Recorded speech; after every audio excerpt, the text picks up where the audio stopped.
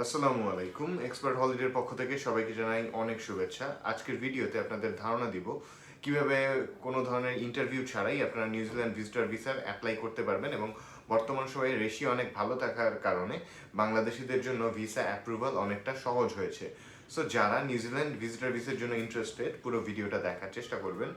First of all বর্তমান সময়ে কিন্তু আপনারা নিউজিল্যান্ড ভিসার রেশিও ভালো আছে, চাইলে নিউজিল্যান্ড ভিজিটর ভিসার জন্য অ্যাপ্লাই করতে পারেন এবং সব থেকে বড় অ্যাডভান্টেজ আপনাকে কিন্তু কোনো ধরনের এম্বাসি ফেস করতে হবে না, কোনো ধরনের বায়োমেট্রিক দিতে যেতে হবে না, কোনো ধরনের ইন্টারভিউ নেই। অর্থাৎ আপনি শুধুমাত্র ঘরে বসে অনলাইনে আপনার ভিসা আবেদন করতে পারছেন এবং আপনার ভিসা অ্যাপ্রুভাল হয়ে গেলে আপনি আপনার ইমেইলেই ই ভিসা পেয়ে যাচ্ছেন।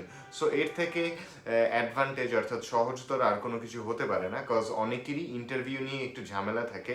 ইন্টারভিউ দিতে হবে এই জিনিসটা নিয়ে অনেকেই অনেক ভাবে দুশ্চিন্তাগ্রস্ত হয়ে পড়েন, অর্থাৎ আপনারা ইন্টারভিউয়ের সময় নার্ভাস হয়ে যান এবং ফলে এই জিনিসটা নিয়ে আপনাদের অনেক ঝামেলা টাইপের মনে হয়। সো আপনারা যে জিনিসটা করবেন, আপনারা কিন্তু নিউজিল্যান্ডের ভিসা ই ভিসার আবেদন করতে পারছেন এবং এখানে কিন্তু কোনো ধরনের ইন্টারভিউয়ের প্রয়োজন হবে না।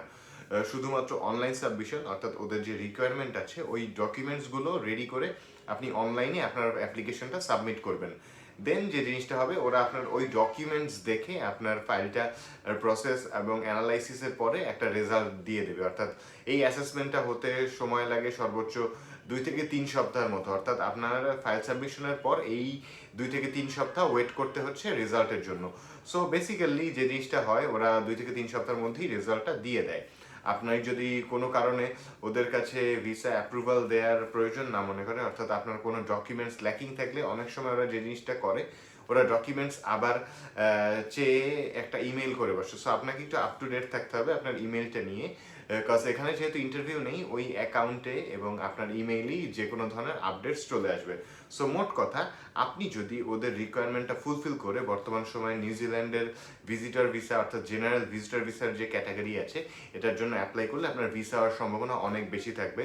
সাধারণত ওরা ভিসার ভ্যালিডিটি 5 থেকে 6 মাসের জন্য দেয় সিঙ্গেল এন্ট্রি, এবং যারা হচ্ছে গিয়ে ওদের কাছে এলিজিবল মনে হয় তাদের ক্ষেত্রে ওরা মোস্ট অফ দ্য টাইম 1 বছরের মাল্টিপল এন্ট্রি ভিসা দিয়ে থাকে। সো আপনি আপনার ডকুমেন্টস যত স্ট্রংলি প্রেজেন্ট করবেন আপনার ভিসা হওয়ার সম্ভাবনা তত বেশি থাকবে। আর একটা অ্যাডভান্টেজ আছে, যেটা হচ্ছে অস্ট্রেলিয়ার ভিসা যদি কারো থেকে থাকে তাদের ক্ষেত্রে নিউজিল্যান্ডের ভিসা হওয়ার সম্ভাবনা আপনি সর্বোচ্চ 90% পর্যন্ত পেয়ে যাবেন।